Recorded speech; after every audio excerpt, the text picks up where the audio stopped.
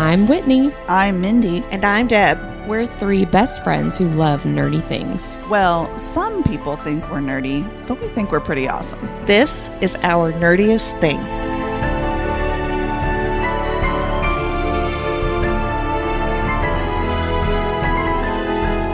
This season, we are discussing Jennifer L. Armentrout's From Blood and Ash, all of the books in that series, plus the Flesh and Fire series as well. We are spoiler friendly, so listen at your own risk. Hello, fellow nerds, and welcome to our Nerdiest Thing. Today we are discussing From Blood and Ash chapters 22 and 23. Before we get into the content of the chapters, I got really excited about that. Deborah, will you please share about our Nerdiest Cocktail? I sure will. This week, it's called the Great Rite This Way.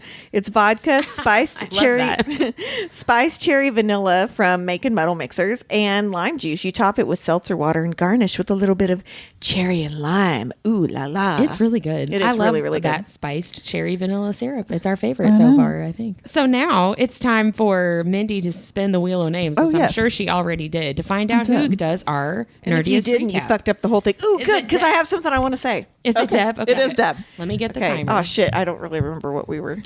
She has something to say, but it's not about the chapter. Okay. Yeah, it's completely unrelated. Okay, ready? Set, go. Okay, so Poppy is right back inside the library, and Hawk is like, "Oh my gosh, you have Miss Willow Collins' diary," and she's like, "I wanted to see what it was like when people are in love," and he's like, "This is not love, baby," and he's talking about someone's dick, and he says, "Cock, dick, prick," which I found super duper hilarious.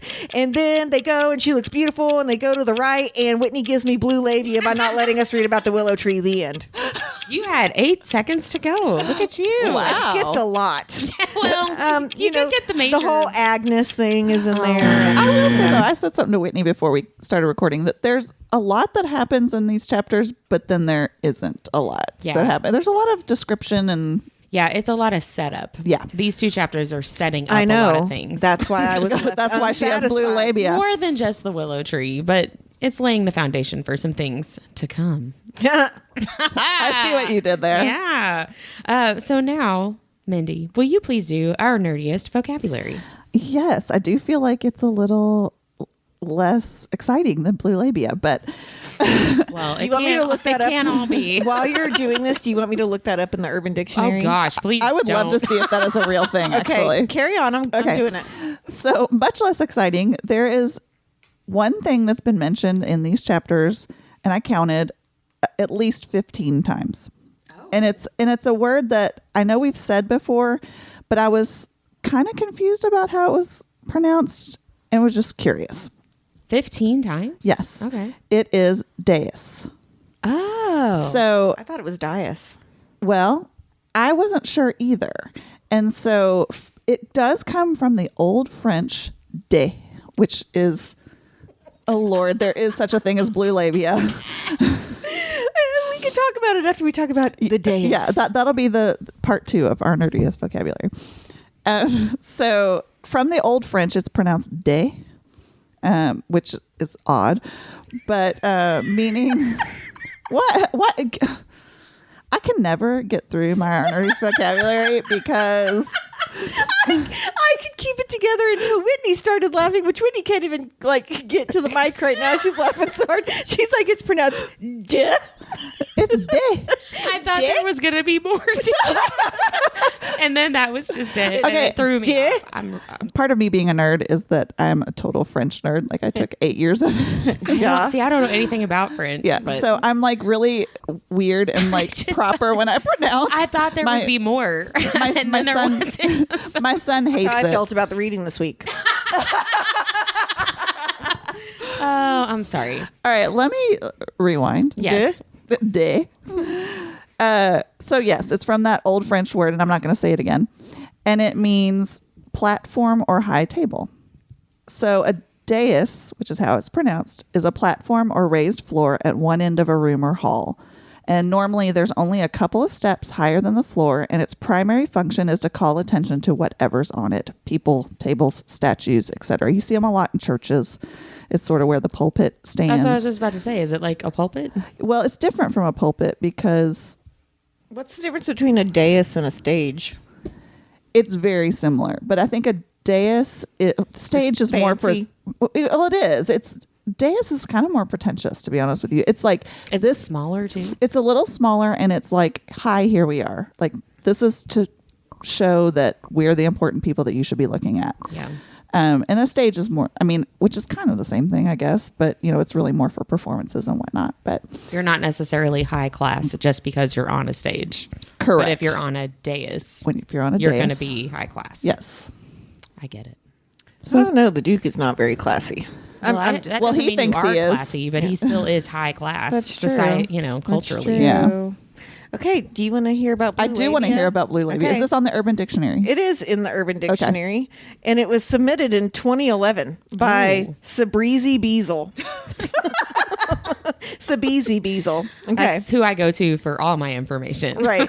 Yeah. So, blue labia, a tragic condition affecting women similar to blue balls, where the labia becomes engorged in preparation for penetration and circumstances leave the labia untouched or unsatisfied. While not as severe as blue balls, bullshit, in terms of physical pain, we all have to agree an untouched labia is appalling.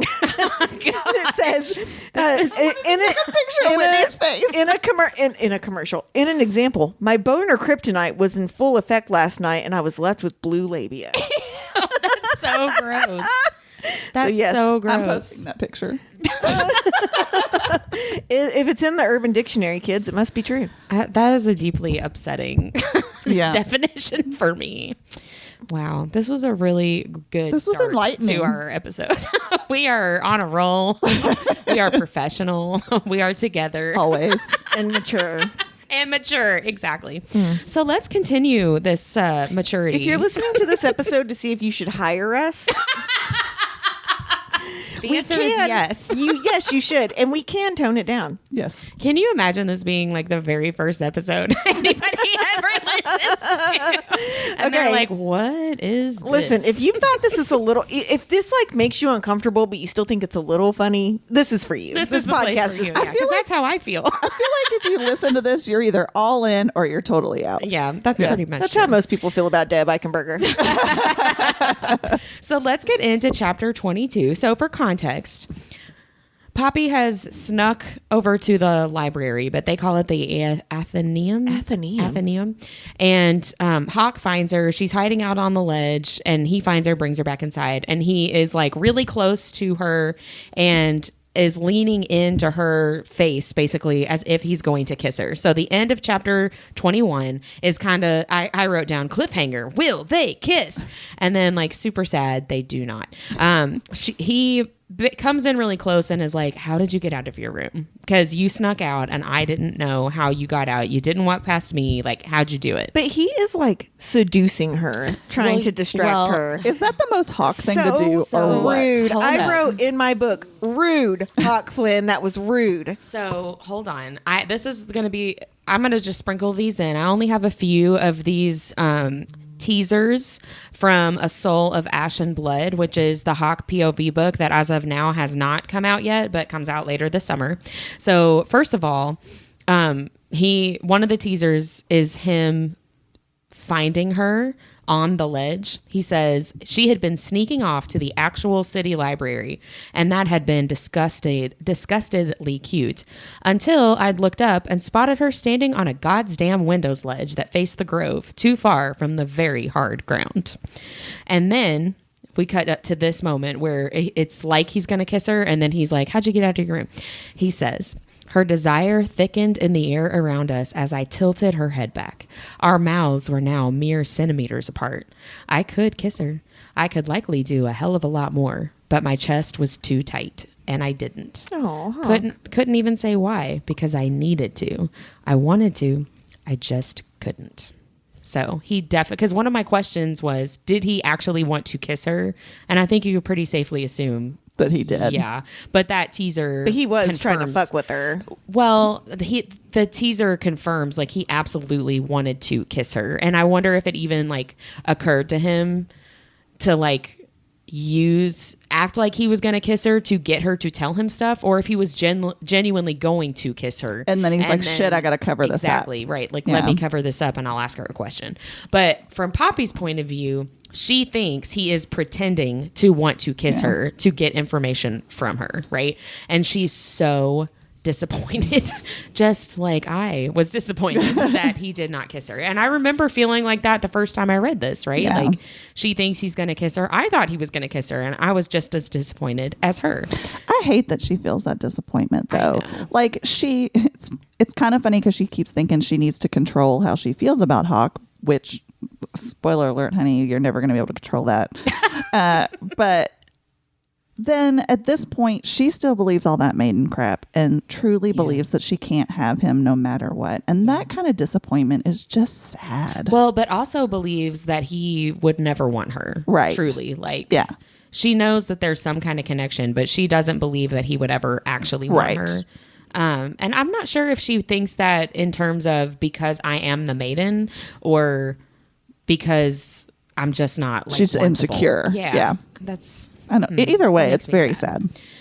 So she tells him about the servants' entrance that very few people know about, and says that she has her dagger with her because he's like, what are you doing wandering around unprotected? Like, the Dark One is after you. They tried to kidnap you already. Like, what are you doing?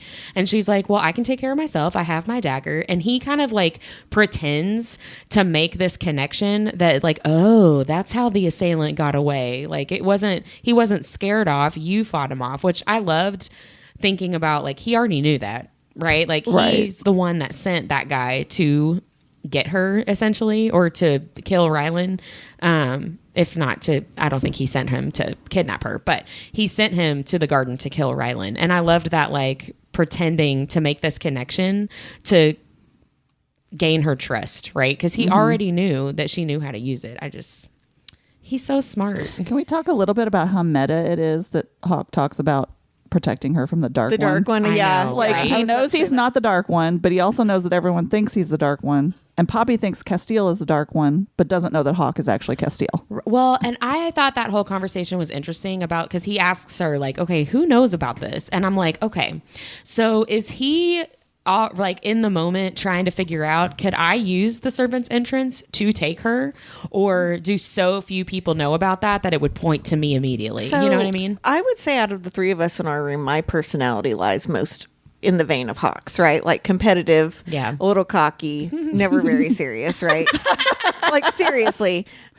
I saw this as him trying to figure out, well, how the fuck did I not know? And how many people know? That's like, it's true almost too, like yeah. a competition thing, right? Like, am I like one of 3 people that know, or one now of like 25 people that Right. So I think he was trying to reassure himself That's true. that he hadn't fucked up. Well, that's true. And I think kind of to that point, he's continuing to see all these kind of aspects of Poppy's character that are so different than what he expected her to be like. And I bet realizing that she had somehow snuck out of her room with his like Atlantean super special hearing and super special sight or whatever, like without him realizing it, he was probably starting to question like, what actually is she? Right? Like, if she's the maiden, because he knows what the Ascended really are, right? And so I wonder if he was starting to think like, is there something deeper to this girl that she was able to do this? Oh, no, it's just a secret stairway. Like, okay, cool. You know what I mean? Yeah, that's a good point. I don't think that he liked that she bested him like a mere mortal. Oh, definitely For sure. not. Yeah, no, for sure, no. And I wonder too, because later he says, like, I had suspected that you could be Atlantean. I wonder if it's stuff like this that makes him start to think that, or if he doesn't start thinking that until he finds out that she's got like a gift. You know? I mean, he says later, and I know this because my nerdiest thing of the week is I couldn't stop fucking reading this, is that connection thing. Right. So he feels so connected to her from the beginning. And he says it was the Atlantean blood calling out to him. Yeah, that's true. So I love when he's like, oh, so, you used that dagger on the guy that tried to kidnap you, right? She says, yes, I cut him more than once. He was wounded when he was called off. I hope he died. And Hawk says, you are so violent. It says he all but purred. And I'm like, oh, he loves her so much. I know. It's just so great. I wrote that same thing and said, this is the kind of thing that turns me on about Hawk. Well, it's the kind of thing that turns Hawk on, right? Yeah. Like, you're so violent. I love it, I loved to, again, again, he's being vulnerable with her because she's like, how'd you even know I was gone? And he's basically like, I missed you and I wanted to hang out. Yeah. So I came in to check on you. And I'm so like, sweet. Yes. But like, you know, later we find out about Hawk. He's not going to tell people like, I miss you and I was lonely and just wanted your company specifically, right? Like he doesn't say that to people. That's something that he would only say to Poppy and probably Kieran. And that's pretty much it, you know? But he's just always so vulnerable with her, and I love it. So he's still also questioning her about the Duke, right? Because she says something about if the Duke knew that I'd been here, like I didn't want him to find me here. And Hawk's like, well, what would have happened if he had found you here, right? He's still trying to get to the bottom of what the deal is with the Duke, which I think right after this scene has to be when he finds out because he's taking care of it by the time the Great Rite happens, which is the next chapter, right? So she tells Hawk this conversation that she overheard in the previous chapter, which is basically some guard or knight or whoever telling the Duke about the dissenter. He didn't really know anything, you know, he didn't know anything, whatever. And the Duke basically made it clear, I'm going to go kill him. Like, don't worry about a trial. Thank you. I was going to say court, but I'm like, that's not correct. Don't worry about a trial. I'll take care of it. And so, he said the dissenter said the Dark One's not in the city, and Hawk's like, well, that's good news. I know. And I like that's so funny to me. I like too that he said, well, you know, he's kind of stayed hidden because no one knows what he looks like, right? And then it's like, hello, hi, Dark One sitting right here. It's me. Hi. I'm the Dark One. Yes, perfect. So then he takes the book that she has, and she immediately is like, oh, maybe he's illiterate. I know. Like, I wrote that. Maybe he won't. Maybe he won't be able to figure out what this book is. She doesn't really want to hang out with someone that's illiterate, but she's so mortified that she's like, please be uneducated. Please don't be able to read. Please let it be that he can't read. And then, of course, he can. Why is life so unfair? Of course, yeah. She wants to throw the dagger at his face as he's like flipping through the book and realizing like it's a sex book, right? It's a sex diary, and it's very explicit. It's very graphic. My favorite thing that he says is very naughty. Yes, I like it too. It says, the grin returned, and so did the dimple. Penelope. He said my name with so much shock, my eyes would have rolled if I weren't so incredibly mortified. This is just scandalous reading material for the maiden. And I'm just like, oh my gosh, that's so funny. And he basically just like makes fun of her, which I love how she's fun. like, there's nothing wrong with reading about love. And he's all, I don't think that's writing about love. Well, he's like, I don't think that means what you think it means. That's actually one of the teasers from A Soul of Ash and Blood. She says there's nothing wrong with reading about love. And from his perspective, it's, I didn't say there was. I glanced down at a page that included the oh so romantic verse, Gods, I'm soaking wet just sitting here penning this. That's what the page says in that scene. You know what Miss Willa had, right? Yeah. Yep. Blue labia. And so then it says Hawk. I looked at her, but I don't think what she's writing about has anything to do with love. I guess that's what he's. Oh, that made me laugh so hard. Like I'm soaking wet just sitting here writing about this. Like, oh my gosh. So it is very scandalous reading material for the maiden, right? So not to get like sad, but this is the first time we learn about Shay, who in the next book we find out is the girl that Hawk was in love with, and later engaged to, right? And later find out that when Hawk was whenever Malek was trying to save Hawk with Shay, Shay gives up Malek and then tries to give up Hawk, and Hawk has to kill her. Yeah, he's engaged to this girl. She absolutely betrays him and betrays the whole kingdom by giving up her she heir says, to the no, throne. No, you can have him, just don't kill me. Yep, right? to try to save herself. Yeah, and Hawk kills her. Yeah, and so then Poppy's like thinking, do you still love her? Like, and I love that already. She's like, fuck that bitch. I know. Yeah. So she's like, what do you know about love? And he's like, well, I was in love, but it was a long time ago. And you know, she still thinks that he's like her age. She's like, what? When child? Like, were you like 4? Like, you're not that much older than me. Okay, so if you've ever listened to the podcast, you know that we really love when Whitney does a red hot read. So I'm going to have her read this part from Miss Willa's diary. So I'm going to have you read from there, and then you can skip all that. Just read that word at the end. Do your red hot read. No, read this underlined sentence, that, and then that. Fulton had promised that when he was done with me, that I wouldn't be able to walk straight for a day, and he was right.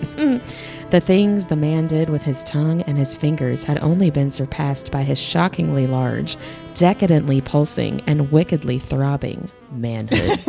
Thank you. And that's the end of our red hot read. That's the end of the red hot read, which, based on what Hawk just read and that POV teaser, it was pretty tame. I was going to say. Nothing was soaking wet. I know, right? Oh, man.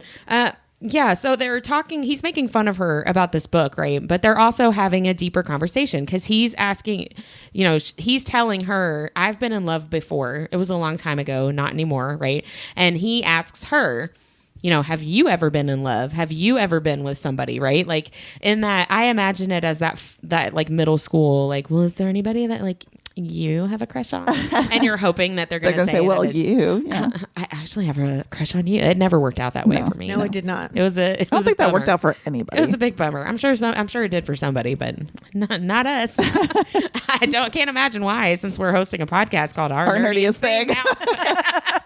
So they're both asking each other these like they're both into each other, right? And they're like asking each other their personal history, their romantic history, like kind of trying to figure out the situation with each other. And they're just really into each other. And I want them to get together right now. But I love this banter in this chapter. Me too. It's one of those things that makes me want to go listen to the Audible. And even though, I'm not into that, but I think it would be a really fun chapter. So part of what made me start digesting these books in a fast manner, again, I'm halfway through Flesh and Fire now, was this chapter that I wanted to listen to on Audible. Yeah. So that's funny that you say that.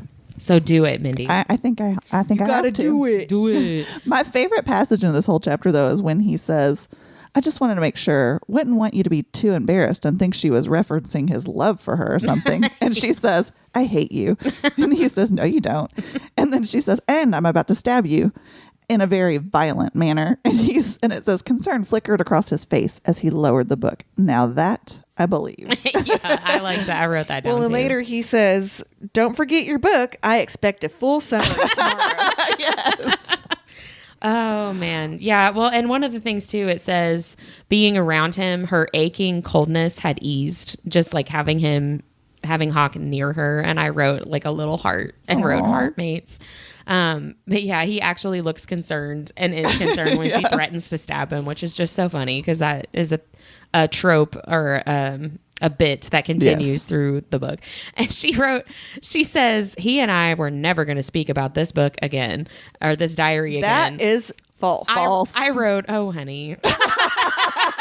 You're actually going to read it to him while he does stuff to you. Yes. I mean, that just made me laugh.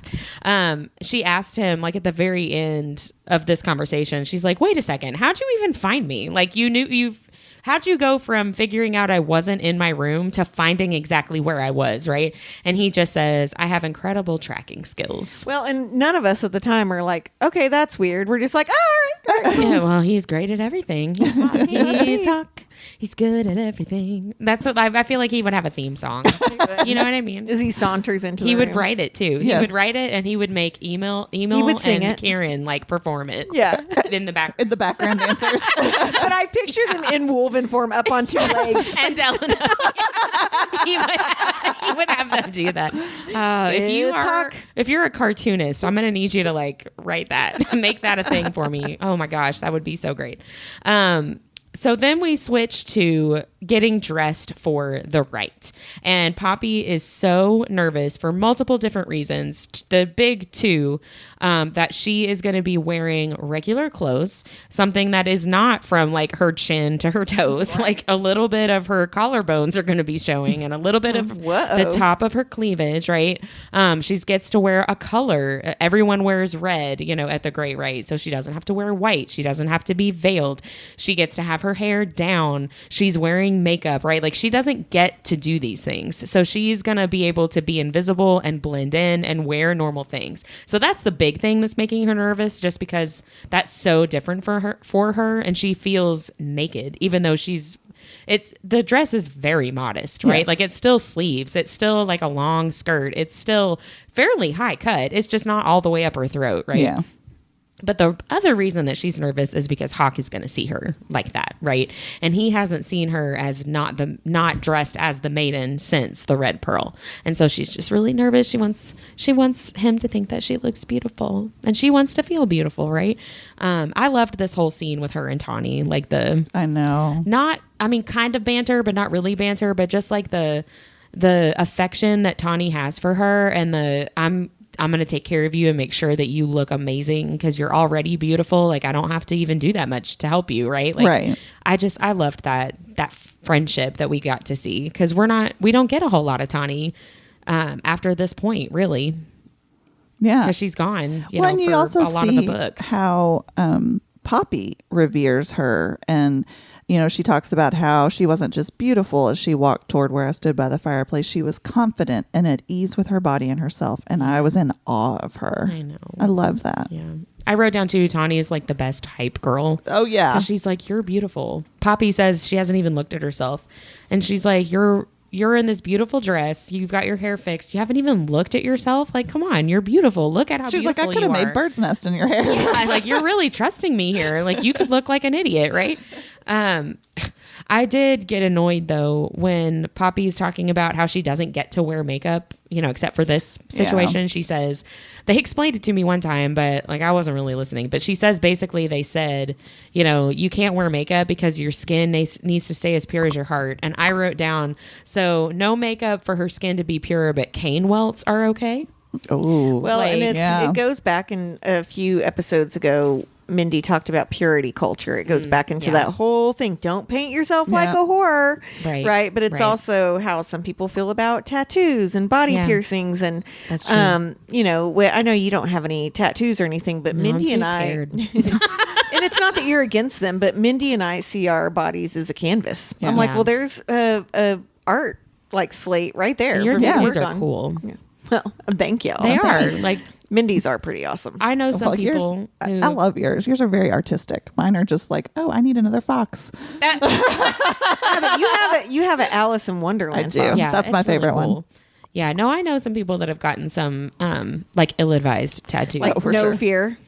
Well, not even necessarily. If you can't stand the heat, get out the kitchen. No ragrats. No ragrats. That's right. Yeah, like some of the more trendy kind of things that aren't necessarily meaningful to them. Like your alls are meaningful. Like getting a mustache put on your finger so you can hold your finger up under your nose and have a mustache. Yeah, that's now, stupid. if I were going to get a tattoo, it would be that. No offense to anybody who has that. I mean, the only thing that could make Hawk hotter would be tattoos. I was just thinking, I don't think I've ever thought about it before, but there's no mention of any kind of tattoo, body art, piercings, anything in this. That's true. And it's not that JLA doesn't use that, because in other books she does that. It's just this universe, it's like not a thing, I guess. Yeah. That's just, I hadn't thought about that before. But and I was going to say maybe Heir to Atlantia wouldn't be allowed to do that, but I'm pretty sure Castile wouldn't give a fuck. Right. I don't think and he wouldn't have been the heir.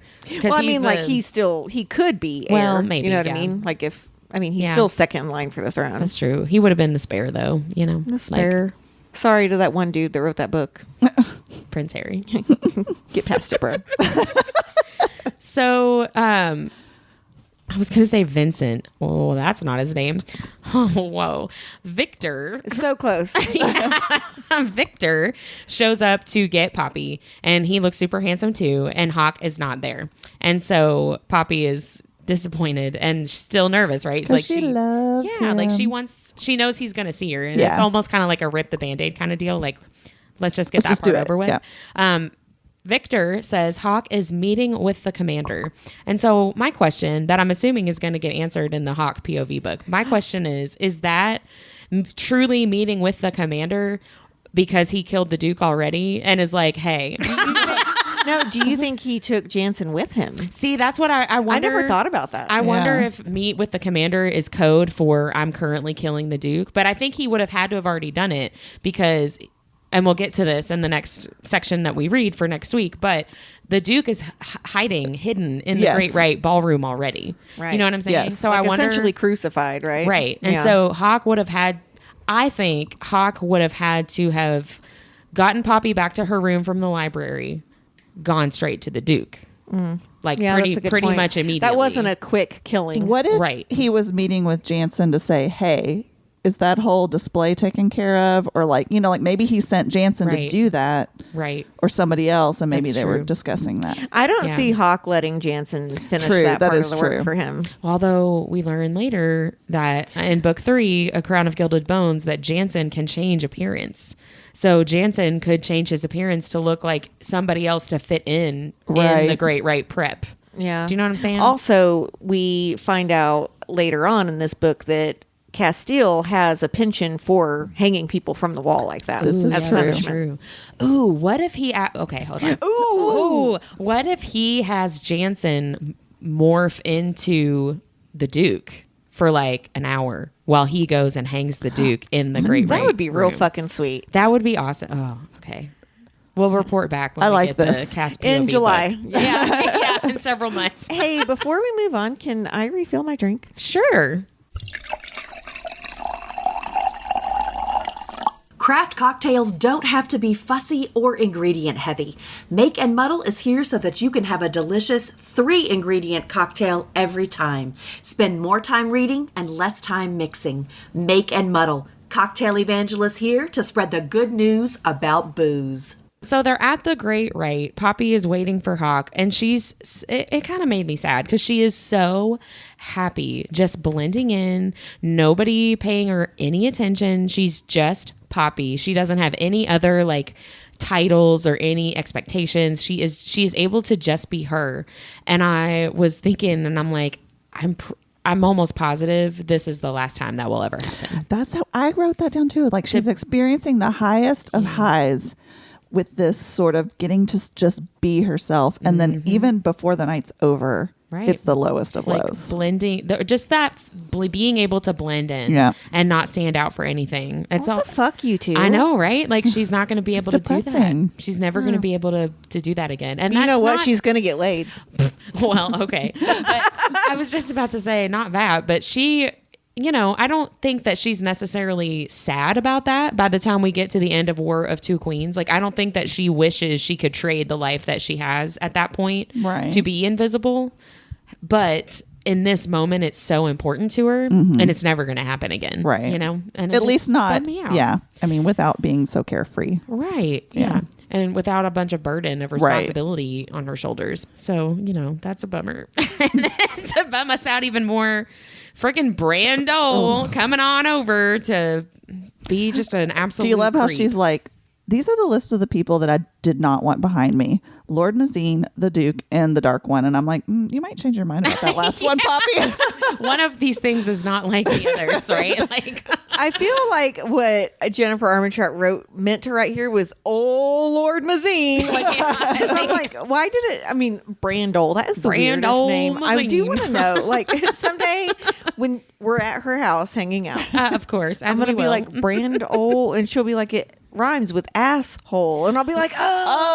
Oh, that makes sense. I wonder if she like knows somebody in her past that was like Brandol. Do you know what I mean? Or you Brandon named- or something. Yes. And she You like, I named hate your them. kid Brandol. Do you want to know how hard middle school was for them? I mean, Hey, Brandhole. Like, come on. Don't do that to your kid. yeah. Well, so he's there and he's like, "Hello, maiden." That's that's what I imagine. Do it again. so he sounds like the dude in Silence of the Lambs. Yeah, exactly. Okay. He says, I hear that a certain priestess is very unhappy with you. Go, Whitney. That's a long sentence. What is No. it? I hear a certain priestess is very unhappy with you. I probably won't be able to do it again, but I'll try. I hear that a certain priestess is unhappy with you. No, it's not the that's same. not the same. I can't do it. That's a once in a lifetime. I guess it was. It's once in a lifetime. So he's there and he Clarice. yeah, he literally just goes up to her to be like, the priestess tattled on you and the Duke knows, you know, that Hawk stopped her from being able to smack you and you're 1000% going to be in trouble for that. Yeah. So of course he's taking what he I'm sure knows is supposed to be fun for her, right? Like this once in a lifetime experience of being Poppy and just being herself and not being noticed. And he ruins it by giving her this like torturous anxiety about, well, what's the Duke going to do and when's the Duke going to do it? right? It doesn't work though because she's so distracted by the way he smells. Yep, I wrote that down Yeah. too. I said, but he does this just to mess with her, but Poppy solves Melissa's murder instead. Mindy, can you remind us what Jasmine is significant of? You talked about that at one point. I can't remember. Sorry. That was a good story. It was lovely. I'll have to listen to that podcast. I love how you're asking me, the one person that is just like you that doesn't remember anything. I know, but you're the one that talked about it. That doesn't mean I remember I didn't it. want to go into Blood and Ash story time with Whitney.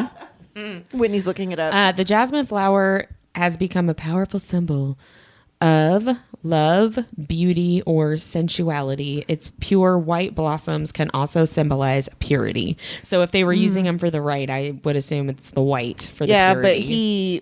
But he smelled like jasmine when he killed Melissa. Yeah. Well, he smelled like jasmine because he killed Melissa because she had the jasmine flower bouquet. Because she asked Tawny, was she carrying a bouquet? And Tawny was like, well, yeah, I think it was white flowers. Yeah, okay. Melissa had the flowers that they were using to do great rite preparations. Gotcha. He smelled like that afterwards. But yeah, Poppy is distracted by that jasmine smell because it's like a sense memory, like it triggers something and she's able to... that time you tried to fondle her in the alcove. Exactly. Gross. Right. Like it's maybe I do mean trauma response, but that's the phrase that I'm thinking of. And I feel like that's I not think that's exactly right. what I mean. Yeah, I guess. Yeah. She didn't fall for his trick because she was distracted. So she's anyway. putting this together, but she's like not all the way putting it together because she still believes that it had to have been an Atlantean that killed Melissa, right? So she doesn't know anything about what ascended actually are. So she's not able to be like, well, she can't get past but that doesn't make sense because it had to be an Atlantean. She hasn't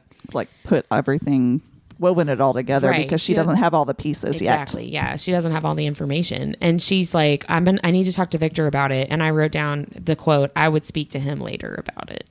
And I wrote a broken heart. I know. What is wrong with you tonight? Guys, it's sad though.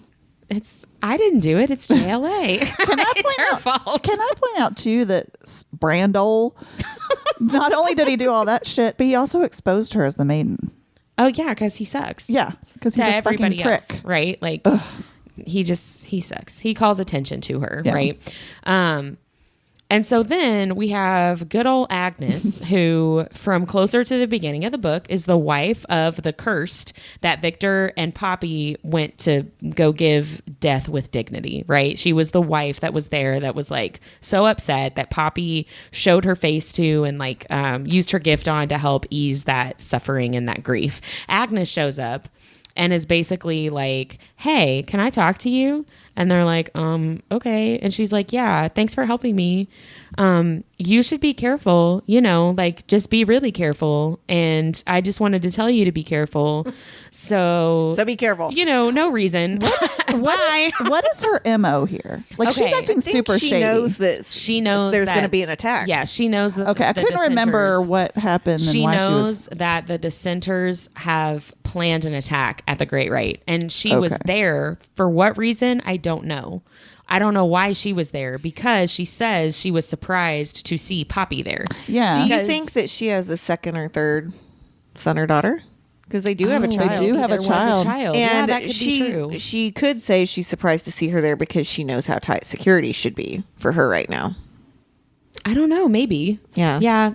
I didn't think about the child that she has because we didn't meet the child. We just Right. saw evidence that there was one. So yeah, that's true. Maybe that's why she was at the Great Rite. Because in my memory, she went to the Great Rite to warn Poppy, but that's very much not what happened. Right. Right? Like she was already just going to be there and was surprised to see Poppy, but does not give all the information. Right? Like gives a real vague, like, just be careful because they came after you. And if they could do it once, they can do it again. Yeah. Like, okay, see ya. And does not give the full information, which I'm like, Way to be shady. She Yeah. doesn't know. She doesn't fully trust Poppy and Vikter. Well, though, sure, And if she says sure. something, they could have her right. killed for it's treason. too dangerous for her, right? To trust them that fully. And like, I do understand that, but it is also frustrating. Yeah. But Vikter says like, I need to go find the commander. I just have a feeling. It's only a feeling. Like it's probably nothing. And I wrote down too, I wonder, I wrote down Vikter instinct, like his name Vikter, or Victor instinct, like his role as a Vikter for Poppy. Like, does he have some kind of weird Vikter intuition that like his job is coming to an Vikter end? Tingle? Yeah, yeah, like at the like time, in Spider-Man, his Peter Tingle. the Peter Tingle. That Vikter Tingle, yeah. Title of the episode. That Vikter Tingle. I have a Vikter Tingle too. What? Where did that come from? I just think Victor's probably really hot. He probably That's is. all. Somebody put some art out with him. Dominique Wesson did. It's one of the page overlays, It's one yeah. of the overlays, and I don't think he's hot in that picture at all. I think that I think in my mind he looks younger than what he actually looks like in JLA's mind, and so like it's always startling for me. Yeah, See, I think he to, looks younger in that picture than I even imagined. I think he's him. supposed to be like 40s. I picture him as like a silver fox. Yeah, But I don't think he is. I don't think he's supposed to be silver, No. but I know what you mean though. Yeah. So Vikter basically like disappears, right, to go find the commander and to talk about whatever his bad feeling is, right? And then I wrote down this question. I don't know that this was mentioned in the chapter if I just thought about it. I wrote down, ooh, did Hawk save that dissenter that the Duke said he was going to go kill? Did Hawk save him? Did he get to the Duke before the Duke got to the dissenter? I don't think that. I think I just like randomly thought about that while I was reading. I'm not sure that it said anything specific to make me think that, but it was just a question that I wrote down. And then Poppy realizes that the Toulis family is not there. Their name has not been called to give their child over to the right. And we find out later at the end of this book, actually, that Hawk helped kind of like ferret them out to New Haven. But to Mr. hide. Toulis tries to kill Poppy. Well, yeah. and dies. Spoiler alert. Unfortunately, Spoiler alert. It's at the beginning of the fucking episode. No, so again, I like crash listened to this over the last couple days, and I had forgotten that because I'm like, dude, what the fuck? And it's because he thinks that she pretty much was letting it happen. Yeah. Sure, he doesn't know the full story. Yeah, and yes, and Poppy kind of grapples with like, I don't really feel bad for him because he made bad choices, but I wish that he hadn't been put in a predicament. Yes, exactly. Like his life experience had not sent him to that place, right? Like, but yeah, they're not there. We find out later that Hawk helped them leave, basically. The Duchess comes over and is like, make sure you don't Can I ask mingle. a question? Whenever the Ascended come to... Is it where I forget where they're at in the Flesh and Fire books? Whenever one of the lords comes and feeds on her in the carriage, They're still at New Haven. Yeah. Okay, yeah. So they're still at New Haven. Don't you find out later that he found Mrs. Toulis and the baby walking down the road and kills He them? brings Mrs. Toulis with him when he shows up to New Haven. But she doesn't have the baby, right? You're supposed to think he ate it. He has Miss Toulis and kills her like right there. Right, but he already killed the baby. Right. The baby isn't there. And I think we are supposed to assume that, I think, but he doesn't ever, because Poppy asks him, I think more than once, like, what about her baby? And he just like has a creepy smirks at her. Yes, he just has like so a creepy smile and doesn't actually What the give her an fuck? answer. God, this book is so messed up in a lot of It ways. really is, like when yeah. you really think about it. It just occurred to me as I'm reading it this time. I mean, it didn't just occur to me, but like it really sunk in that how macabre this whole event really is. Like they're basically having this formal party where they get dressed up and they drink and dance and have fun to celebrate sending the third sons and daughters off to slaughter. Yeah. Like, And 100%. and if it's not the third sons and daughters off to slaughter, it's the third sons and daughters off to become revenants. right. To be forced to be Either way, in the they're- soulless army, or to force second sons and daughters to become ascended, Right. and then have to live through all that Like, it's lifestyle just that we talked about so last week, right? It's all icky. horrible. Like the amount of manipulation that they use in using the mortals' feelings against each other, because so much of this is them using the second and third sons and daughters to like make the others do something, right? And it's crazy how these things that essentially aren't supposed to have like feelings outside of like rage or lust know how to pin that against another human that way. It just occurred to me too, just the second, that's why they can do that. Because I started thinking, well, what if they were forced to feed on their brother or sister, but they can't, like, they don't feel anything towards it, so they don't care. Most of them and the don't bloodlust care. is too much. Yeah. Right. Well, we find out at the end of book 3, Crown of Gilded Bones, that not all of the Ascended are like that, right? Because when Ian, her brother, comes, Right. she realizes that he is still Ian, like he is Ascended for sure. So he has to be feeding somehow to keep himself alive, right? But he still shows that he cares for Poppy. He loves Poppy. He's trying to help her, right? But does she ever reach out with her senses and actually feel anything from She him? can't No. feel anything. No, she can't feel anything from any of the Ascended, including Okay. Ian. Yeah. Well, and I will say too, we don't know if he goes into bloodlust and feeds on kids as well. Yeah, we like don't we know. really Yeah. don't know. we do know that he's only 2 years into his ascension, and Cass and Poppy are both surprised that he is able to travel by himself. That means he's got it under control. He's got Bella Swan shields. Right. Like he's got it under control, and 2 years is really not that long to be able to do that. So Right. there's something different about Ian. Right. Like, and I would like to think that he's a good person. Right. Because that's what Miss Willa says too in book 3, that not all the Ascended, it has to do with like what kind of person you were beforehand. Right. But I think But we don't really think know. JLA's point is most people are primarily pretty fucked up, so the Right. chance Yeah. of you being a decent Ascended is slim to none. Right. Which really Which is a is good bummer. little metaphor for humanity. I know. It's a real bummer. I just realized that I totally skipped over the fact that Hawk has shown up now to the right. Hey, Hawk. So she realizes that he's there, and he's like, "You look lovely." And I wanted to read from the Hawk POV teaser of this. Oh, well, hold on.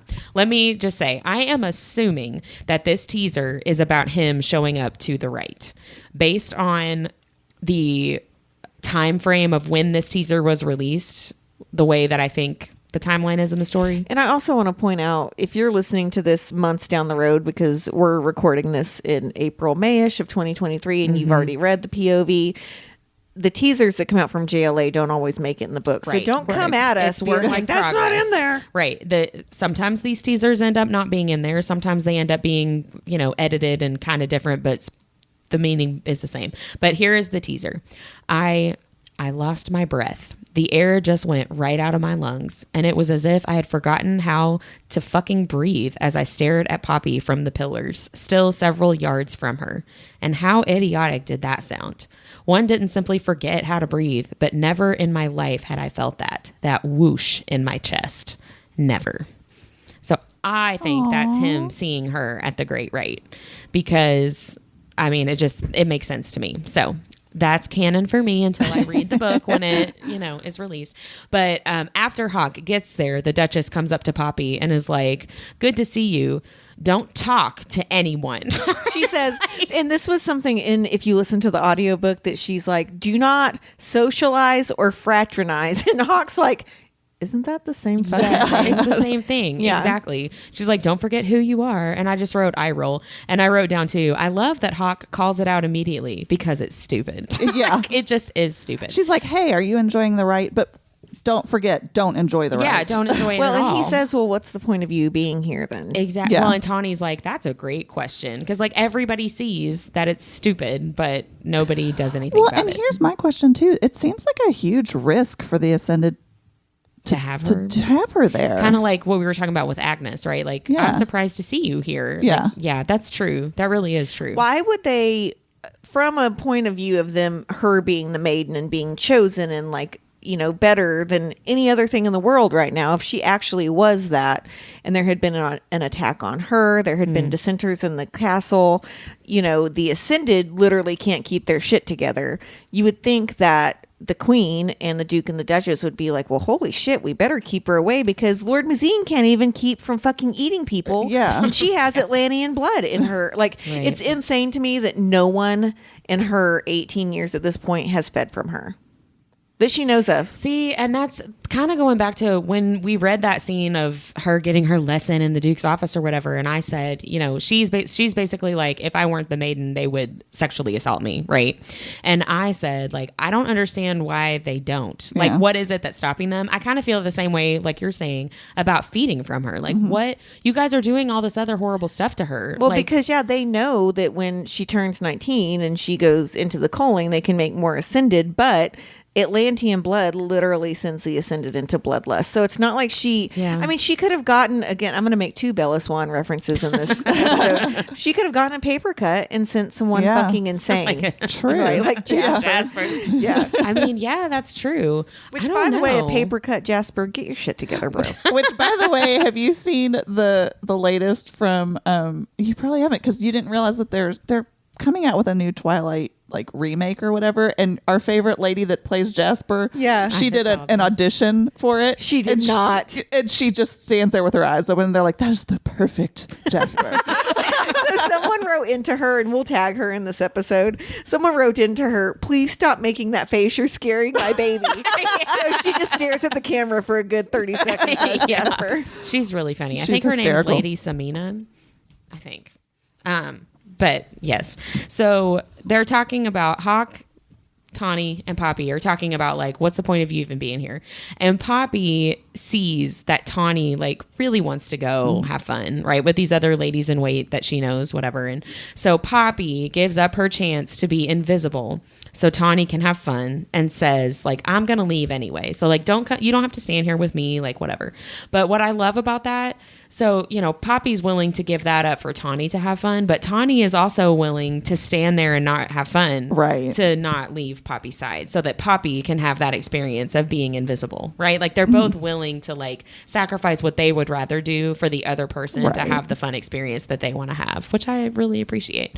So Poppy and Hawk leave, and Tawny goes off and has fun, I guess. And so he's walking her allegedly to her room, but he's going to detour her pretty quickly. And he says, basically, like, I told you that you looked lovely before, but that's actually not true. You look absolutely exquisite, Poppy. Beautiful. I needed to tell you that. So adorable. In the next paragraph, and I had never noticed this before, for the first time, she tastes arousal on her tongue. Like she feels it with her gift for the first time, which I'm like, yeah, you did. I actually did a little deep dive on that. If you think about it, we do use taste to describe feelings all the time. Like we say something was so sweet, or there was like the bitter feeling of rejection, or you say something's bittersweet when it's, you know, both sad and happy at the same time. So really Poppy's gift it's not that big of a stretch from the truth, right? We all do this. Right? You guys can't sense emotions in other people. Because the nose and the mouth are connected through the same airway, smell and taste go hand in hand. So most of the things that pertain to smell also spill over into taste and vice versa, right? And that's because your olfactory bulbs are part of the limbic system. How dare you? Sounds nasty, doesn't it? But they're part of the limbic system. Touch my olfactory bulb. Do it. It'll make me aroused. My olfactory bulb feels spicy. Oh, my bulbs are so swollen right now. You just made me pee my pants a little bit.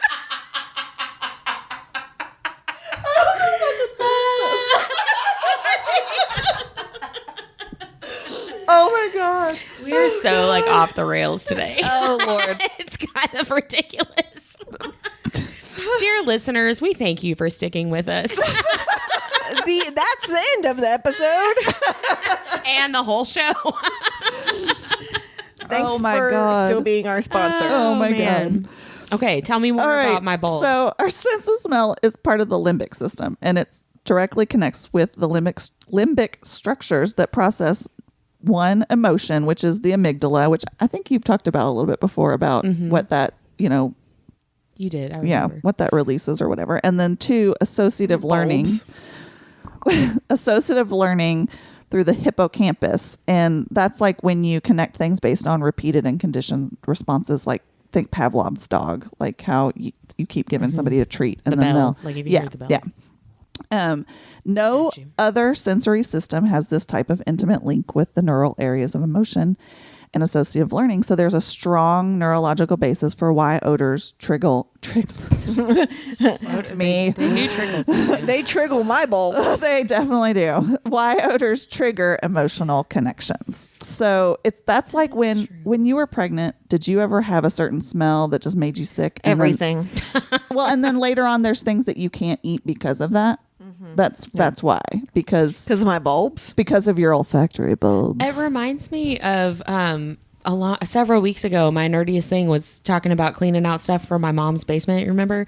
And there was stuff from my grandmother's house that I said, like, we opened the Smell of bag it. and Yeah. it smelled, and it literally 30 years hadn't smelled that. And it took me back. I don't know if I talked about this then or not, but Sadie was in the NICU when she was born, and there was a soap they used, and a hospital that I was visiting for a previous job had switched to that soap, and I went in to wash my hands in the bathroom and burst into tears in the bathroom. Like, because of the smell of the soap. It triggered that. Yeah. Yeah. It's very potent. Like, I think I didn't write it down, but I read something about your sense of smell is like 100 times more potent than any of your other senses to trigger emotions. So should and I stuff. have Brian stick it in my nose?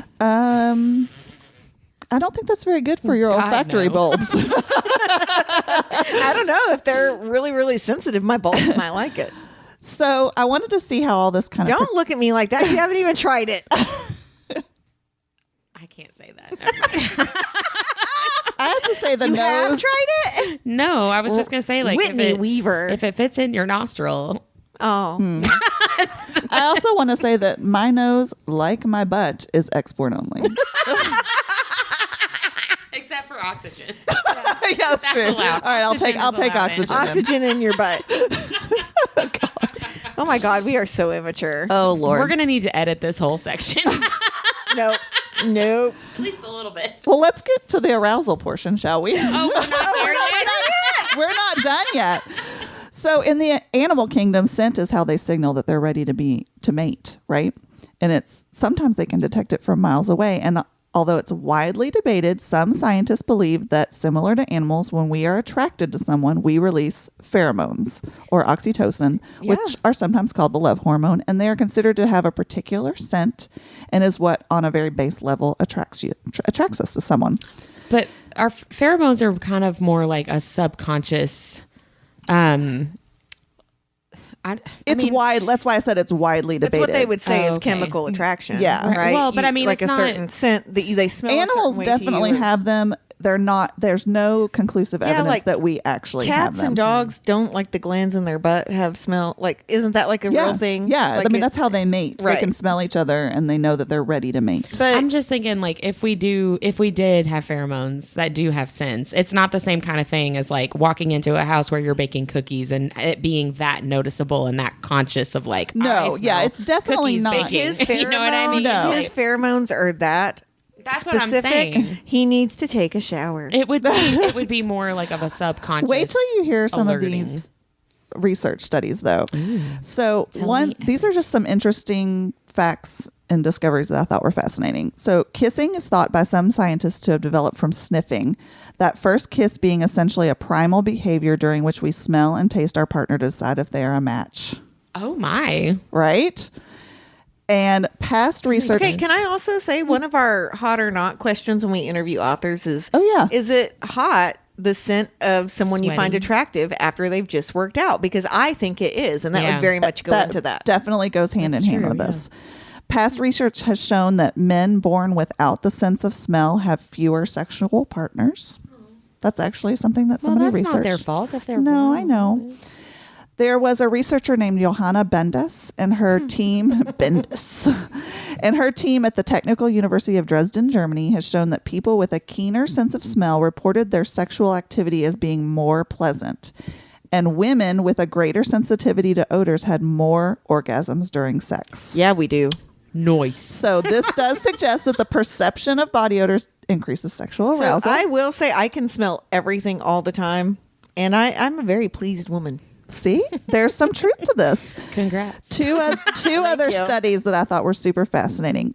One study from the University of Kent, Dr. Arnold Wisman recruited heterosexual women and collected samples of their armpit sweat See, this is what I was talking See? about. Told ya. While they were watching a documentary about bridge building, and then again while they were watching an erotic film.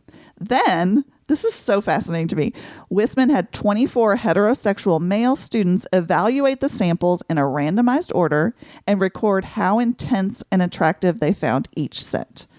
Overall, the men reported that they found the samples taken when the women were aroused more attractive than the sweat from when they were watching the Well, documentary. I've talked about this before, about the study where they had guys work out and they took their shirts and had the women smell them, and the smells that they found attractive, they then put them all in a room, after everyone had showered and everything.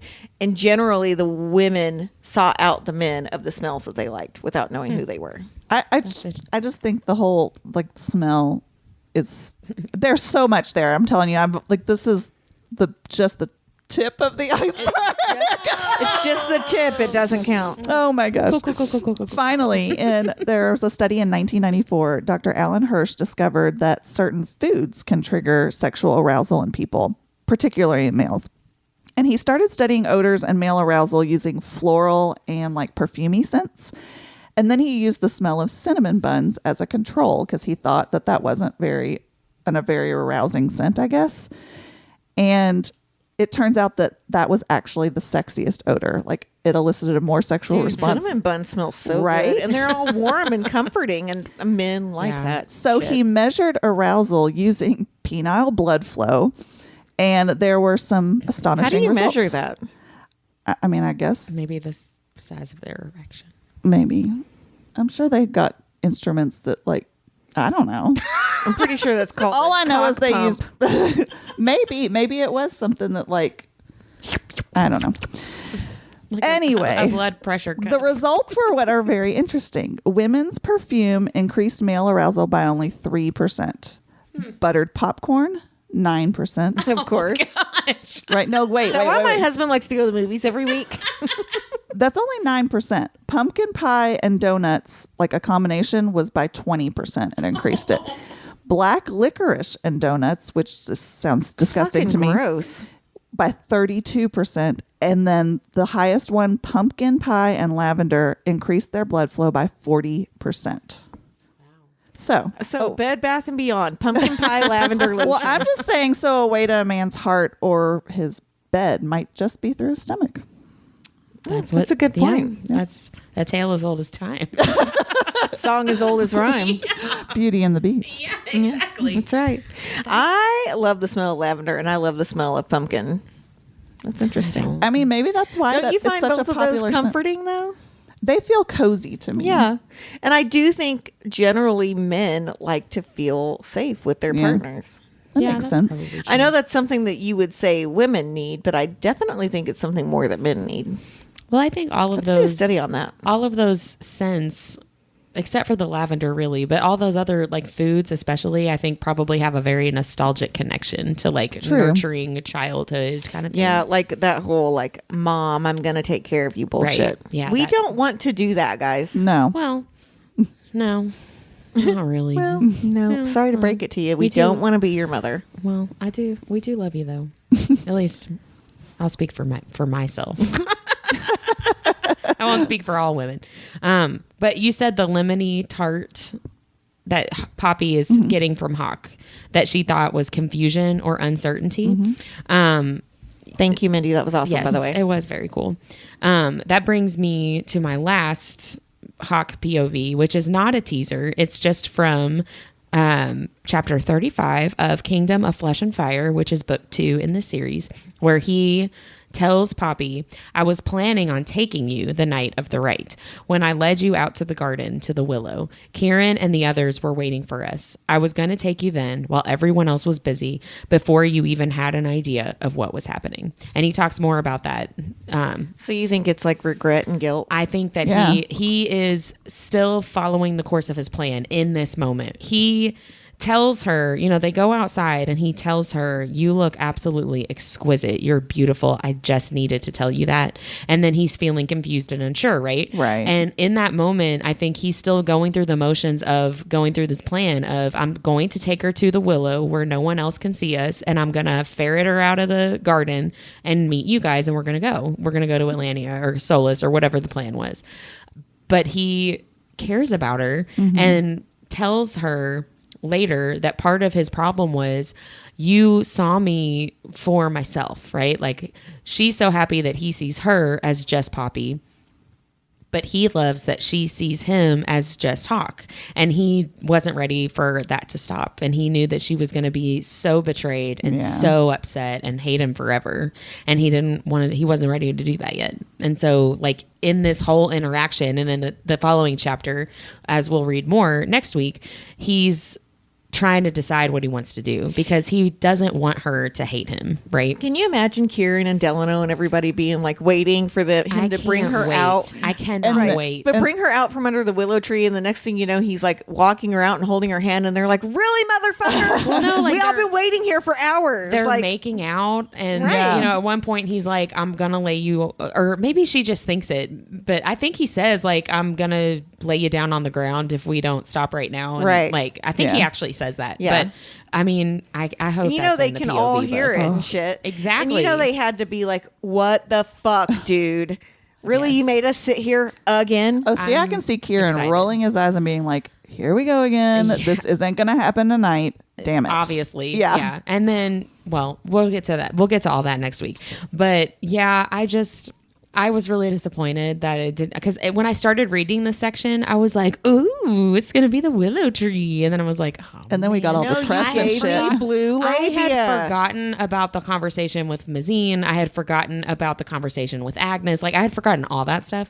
But I do love how this section ends where he's telling her kind of the same thing that Rylan has told her in the past, right? When Melissa died, Rylan said, you can still go out to the garden, right? And Hawk here is like, this horrible thing happened and it's a place that used to be really special to you and now it's kind of tainted, but like you can make it good again, right? Like let me help you make the memories good, right? Which Yeah, he does. It's because it's his fault that the memories are bad. That is So true. he's like, I can at least do this.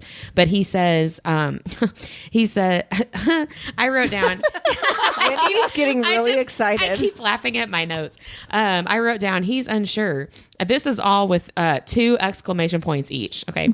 He's unsure. He's supposed to take her, but he loves her and turned on. And then I wrote down his quote. He says, I'll be there with you and not just watching over you. And I wrote, hot. And she is thinking to herself, like, she's so lonely. That's just his promise, basically, that like I'll be there with you as like a companion is so special to her and so romantic. And she feels guilty later in the book, though, about how lonely she was, that she didn't see any signs of what was happening, and like really blames herself. I know, and I Yeah, hate that. I do but it too. just she's very isolated, but at the same time, she does always have someone with her because they make her be guarded, and she's just that idea of like. Have you ever being- been completely surrounded though and felt Yeah, so that's alone? exactly what I was Yes. about to say. Like Yeah. being surrounded by people, but being so lonely. Right. And it makes me sad too because the people that she's surrounded with, Tawny and Vikter, like they really care about her, right? Like they have her best interest at But I mean, heart. like this is like really one of the first signs of deep depression. yeah. Right. So like, what would have happened if she had stayed? Oh, I don't even know. I'm glad that it didn't work out that way. Thanks for kidnapping her, Hawk. Yeah, it makes for a Yay. better story, a better book. But that's the end of the chapter. She says, she's like, I guess we'll go. And she's like, what if someone sees us? And he says, saw us holding hands? Dear gods, the scandal. So I wrote down. It is to Vikter though. I mean, it is though. I wrote down, she takes his hand and follows him to her destiny. That is what I wrote down. You fucking nerd. I know. That should be my nerdiest thing of the week. Something that occurred to me at the end of this too is that Poppy, when she's talking to herself, she asks herself a lot of questions. Did you notice this? She asks everyone. But that's what I'm saying. Like yeah, in these early ones, she mostly asks herself, and then once she's allowed to like be around other people, like That's a good Kieran, they become more external. But That's a I really never good noticed how many questions she asked herself, and then she allows herself to ask everybody else. Yeah, I love that. That's a really good point. Is there anything else in this section you guys wanted to talk about before we share our nerdiest things of the Only week? that he said, only the bad can be influenced, princess. Yeah. You really should at least listen to this chapter on Audible. I definitely am. I mean, it really made me want to. I have the book on Audible. I only listened to the first part of it. And I've said this before. I love Nina Stinson's the narrator, and I love the voice she gives Castile. They switch the narrators, like it's still her doing the like Poppy's point of view in War of Two Queens, but they switch the guys, and he makes him sound fucking old. I really hate it. Well, I mean, he is like 200. So. Yeah, but he doesn't act old. But he doesn't like, carry a cane and right. He's not like, oh, Poppy. Like, hello, let me put my finger in your bum. Yeah. Like, he does. I hate to break it to you, he does do that to her in that book. I pretend like that doesn't happen. I just like skip right and over then that. he showered before they did it that time. Exactly. Yes. Canon. It happened. Canon. It happened that way. Well, let's do our nerdiest things of the week. Who wants to go first? I've already said mine, so I'll go. Okay. I read the last week's chapters and literally got really fucking obsessed.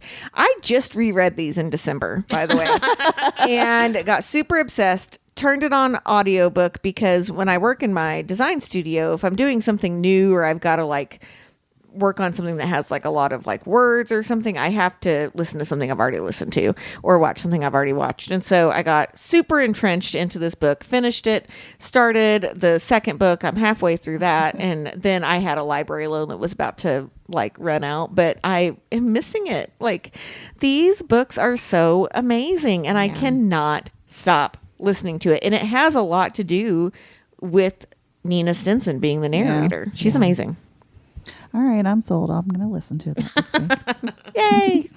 So I have a couple.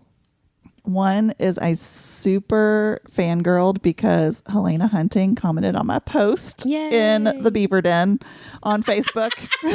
I love that name. It is, yes, it is super fun. But yeah, when she's very active in that group. And it was, I'm not usually a commenter when it comes to social media, but I've been trying really hard to sort of put myself out there. And she's got a new book coming out about, it's called A Love Catastrophe.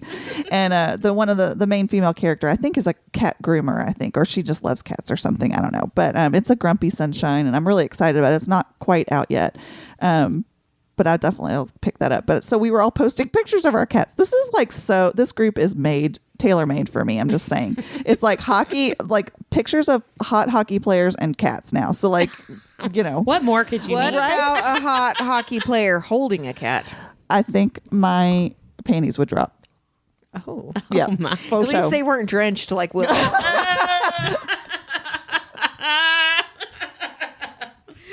Ew. And then my second one is, so there's these fifth graders at the school where I work who have started a podcast, and it's What? adorable. That's amazing. It's like each one is like 8 minutes long, and you can find them on Spotify, and it's called Sour School Celebrities. I'm not tagging that in our notes because I don't think that should be affiliated with our podcast in any way. Probably Since not. we talked about labia, or I talked about labia. Probably not. Probably but not. if you're listening, you But can check it out. so what they do is they take somebody from school. So they've done like a couple teachers, and they did like the lunchroom lady, and but they come, they're literally, they ask them like 3 questions, but in between each question they give them a sour candy, and they get more sour as you go along, and they have to That's answer hilarious. the question while That's they're eating the cute. sour. Right? I thought that was so That's really genius. cute. Yeah. But they invited me to be on their podcast. Oh, They're doing a yay. live event at school. Oh, And so because really fun. they knew that, of course, they do not listen to this podcast. I'm just telling you right now. I do not promote my podcast at school. Oh my gosh. Can you imagine? Right. But You said and some of the parents knew, right? yeah, some of the parents know if they know me well enough. But I mean, I don't know that. I haven't heard of any of the parents that have actually listened to it. But I could be wrong. If you have, hey, we see you. I know, right? We know you. We Hey. like you. But so there's another lady at our school who has a podcast, and so they wanted us to be on there for the live show. So I'm really excited That's really about it. cute. Yeah. Cute.